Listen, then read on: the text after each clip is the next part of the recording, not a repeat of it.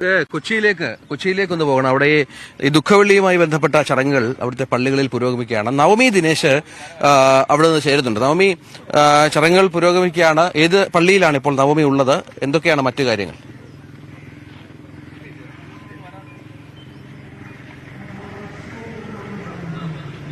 Good morning Ranjith, Kiran.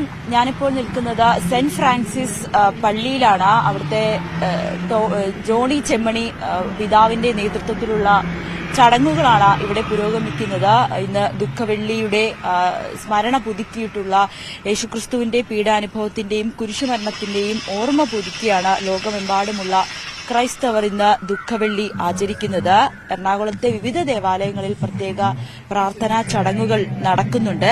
ലോകത്തിന്റെ മുഴുവൻ പാപങ്ങളും ഏറ്റുവാങ്ങി സ്വയം ബലിയായ ക്രിസ്തു സഹിച്ച പീഡാനുഭവങ്ങളുടെ പരിസമാപ്തി കൂടിയാണ് ഇന്നത്തെ കുരിശുമരണം. കുരിശുമരണത്തിന് മുന്നോടിയായി യേശുവിന്റെ പീഡാനുഭവങ്ങളുടെ ഓർമ്മ പുതുക്കാനാണ് കുരിശിന്റെ വഴിയിൽ വിശ്വാസികൾ കുരിശും ചുമന്നുകൊണ്ടുള്ള ഒരു പ്രദക്ഷിണം നടത്തുന്നത്. ഈ വഴിയോരങ്ങളിലെല്ലാം ഇവരെ സ്വീകരിക്കുന്നതിനു വേണ്ടി വിശ്വാസികൾ ഒരുക്കങ്ങളൊക്കെ തയ്യാറാക്കിയിട്ടുണ്ട്. ഇവർക്ക് വേണ്ടിയിട്ടുള്ള ഈ കുരിശും ചുമന്നുകൊണ്ടുള്ള ഈ വിശ്വാസികളുടെ ഈ പ്രദക്ഷിണത്തെ സ്വീകരിക്കാൻ വേണ്ടിയിട്ട് വിശ്വാസികളും ഒപ്പം തന്നെ ഈ പ്രദേശത്തുള്ളവരൊക്കെ എത്തിയിട്ടുണ്ട്.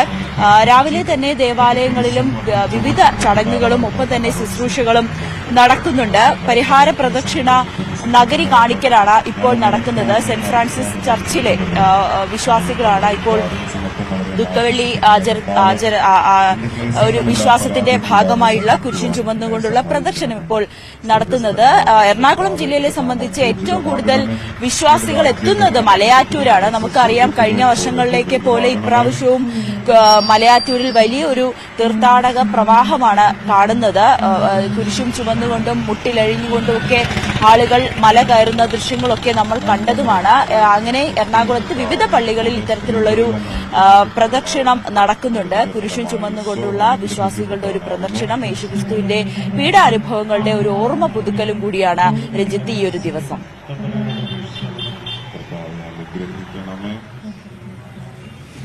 ശരി, നവമിയാണ് അവിടെ നിന്നുള്ള വിവരങ്ങൾ റിപ്പോർട്ട് ചെയ്തത്. എന്തായാലും നമുക്ക് തെരഞ്ഞെടുപ്പിന്റെ വാർത്തകളിലേക്ക് തന്നെ ഇടയ്ക്ക് മടങ്ങി വരേണ്ടതുണ്ട്. ഇതെല്ലാം ചെയ്യിക്കുമ്പോൾ തന്നെയും അത് കഴിഞ്ഞ കുറച്ചു കാലമായി കേരളത്തിലുള്ള ഒരു വലിയ കേന്ദ്രവും സംസ്ഥാന സർക്കാരും തമ്മിലുള്ളതാണ് തർക്കമാണ്. കേരളത്തിന് അവകാശപ്പെട്ട കടമെടുക്കാനുള്ള കേരളത്തിന്റെ പരിധി വെട്ടിക്കുറയ്ക്കുന്നു എന്നുള്ളതും കേരളത്തിന് അവകാശപ്പെട്ട പണം കേന്ദ്രം നൽകുന്നില്ല എന്നുള്ളതും.